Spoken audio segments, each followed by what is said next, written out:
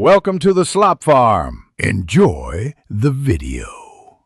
You begin by opening the project and finding the exact instance of the spoken word. Use captions or waveform to pinpoint it. Once located, zoom the timeline so you can see milliseconds. That lets you trim accurately. Make a quick marker at the word's start and end and name it. This saves time when you perform edits. As you work, keep ripple editing turned off so nearby clips don't shift unexpectedly. This protects surrounding audio and visuals. You now isolate the word by splitting the audio at your markers and unlink audio from the video track if they're linked. Once split, choose whether to delete the segment or mute it. Deleting is cleaner, while muting keeps length. If you need a natural result, insert a matching room tone or a short fade. Apply a 0, 1 to 0, 5-second crossfade to avoid clicks.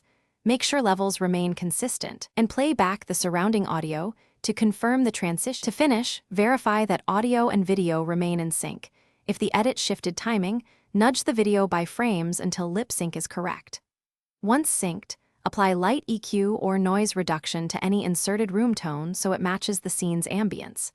Then render a short test clip of the edited segment and watch it fully. Listen for artifacts, abrupt volume changes, or sync drift. If problems appear, undo the last change and try a shorter crossfade or adjust marker positions slightly. Thanks for watching. Consider subscribing if we helped you today.